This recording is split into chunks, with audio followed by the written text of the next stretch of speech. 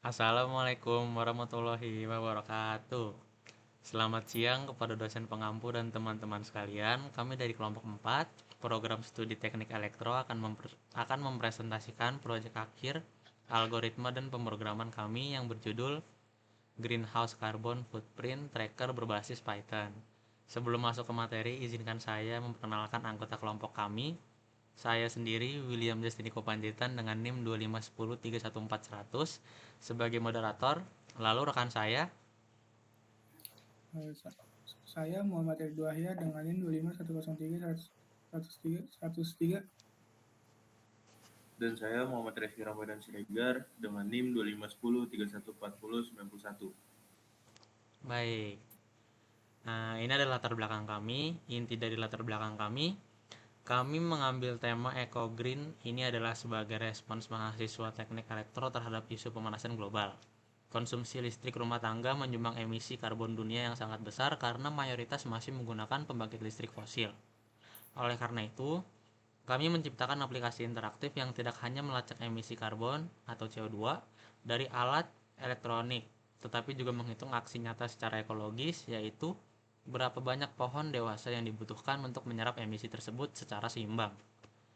Baik, untuk penjelasan mengenai alur, sistem, dan dasar matematika fisis yang digunakan akan dijelaskan oleh rekan saya, Orido. Kepadanya dipersilahkan. Terima kasih Justin.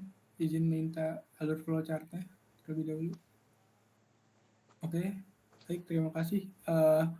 Mula-mula flowchart dimulai dengan pengguna memilih sumber pembangkit listrik yang digunakan, yang dimana pada sistem kami terdapat dua sumber, yaitu PLTU dan PLTS. Lalu sistem kemudian menetapkan faktor emisi berdasarkan sumber listrik tersebut dan melakukan validasi. Apabila sumber listrik belum dipilih, sistem akan menampilkan tampilan pesan error yang berisi silakan pilih sumber listrik terlebih dahulu. Lalu selanjutnya pengguna memasukkan data perangkat berupa nama alat, watt, daya, durasi penggunaan, serta sistem memeriksa kelengkapan dan kebenaran data. Jika terdapat input kosong atau nilai yang tidak valid, sistem akan menampilkan pesan error seperti gambar flowchart yang berwarna merah. Untuk selanjutnya, apabila data valid, sistem menghitung konsumsi energi harian kilowatt pada proses yang pertama, yaitu menghitung energi harian dengan rumus watt dikali jam per 1000. Lalu dilanjut dengan menghitung emisi bulanan dengan rumus kilowatt kilowatt tersebut dikali dengan 30 lalu dikali dengan faktor emisi. Setelah proses pengurutan selesai, sistem menghitung total emisi rumah tangga dan jumlah pohon yang dibutuhkan untuk mengompensasi emisi tersebut. Hasil akhir berupa daftar perangkat yang telah diurutkan dengan total emisi karbon dan estimasi jumlah pohon yang ditampilkan kepada pengguna sebelum program berakhir. Terima kasih. Selanjutnya untuk pembahasan codingnya. Oke, terima kasih kepada Urido yang sudah menjelaskan flowchart kita. Untuk melihat bagaimana struktur kode Python dan logika algoritmanya dirancang, rekan saya, Reski, akan membedah codingannya secara langsung. Baik, terima kasih. Kita sekarang lihat pada kode pemrograman Python yang telah kami bangun menggunakan paradigma Object Oriented Programming dan library GUI Tinker. Mari kita bedah struktur kodenya dari atas. Pertama, pada baris awal, kami mendefinisikan sebuah kelas bernama perangkat karbon yang berada pada line 6. Nah, kelas ini bertindak sebagai cetak biru properti objek yang menampung variabel nama, watt, jam, KWH, dan nilai emisi perangkat. Objek yang dibuat nantinya akan disimpan ke dalam sebuah array atau list dinamis bernama daftar perangkat yang berada pada line 14. Kedua, kita masuk ke fungsi utama pemrograman, yaitu tambah dan kalkulasi. Di dalam fungsi ini terdapat blok try except untuk menangkap error atau exception handling. Jika pengguna memasukkan karakter huruf pada kolom watt dan jam. Nah, di fungsi ini juga rumus matematika fisis yang dijelaskan tadi dieksekusi secara otomatis oleh sistem. Baik, yang ketiga, ini adalah inti dari algoritma Alpro yang kami buat, yaitu fungsi urutan emisi bubble sort yang berada pada line 64. Di sini kami menggunakan metode nested loop atau perulangan bersarang.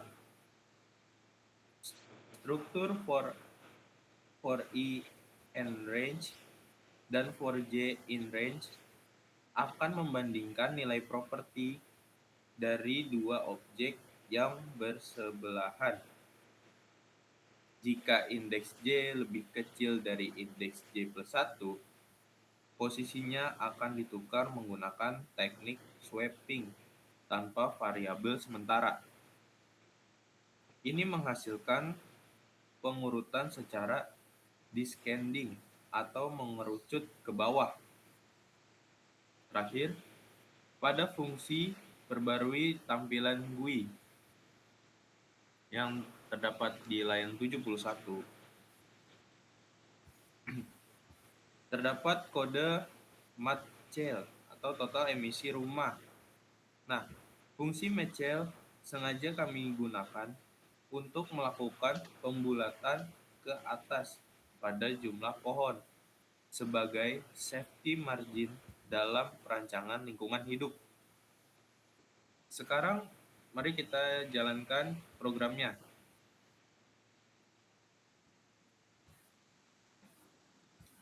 Baik, di sini saya memilih sumber energi PLTU, batu bara. Saya akan memasukkan 3 data secara acak untuk menguji performa bubble short-nya. Data yang pertama, ini ada kulkas. Kita masukkan di nama alat. Lalu dengan daya 150 watt.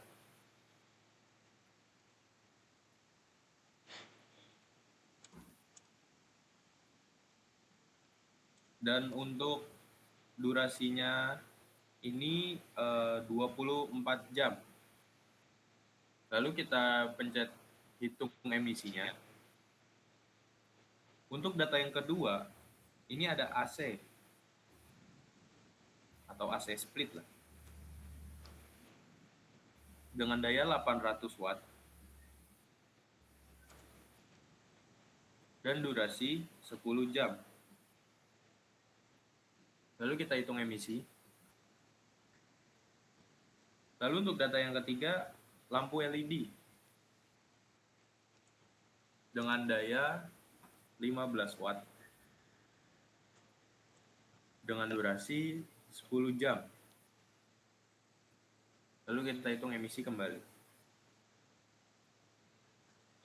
Nah, bisa dilihat pada tabel tree view GUI, meskipun kulkas dimasukkan pertama kali, posisi otomatis tergeser ke peringkat kedua karena AC split atau AC menghasilkan emisi terbesar, yaitu 204 kg CO2 per bulan.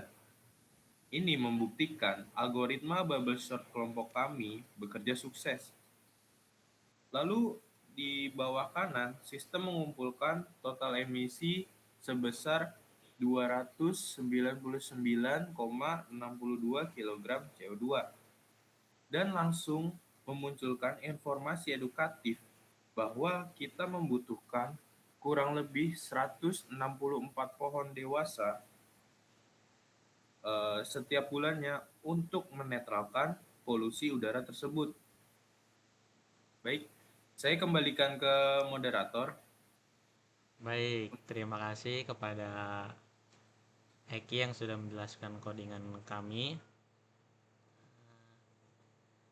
Sekarang ke kesimpulan dari presentasi kami pada saat ini. Proyek tugas besar kami adalah aplikasi Greenhouse Carbon Footprint Tracker. Ini berhasil mengintegrasikan konsep dasar pemrograman seperti objek, GUI, PK-Inter, dan algoritma bubble sort dengan analisis fisik, kelistrikan, dan solusi isu ekologi modern. Aplikasi ini diharapkan dapat meningkatkan kesadaran masyarakat agar lebih bijak dalam mematikan perangkat elektronik rumah tangga demi bumi yang lebih sehat.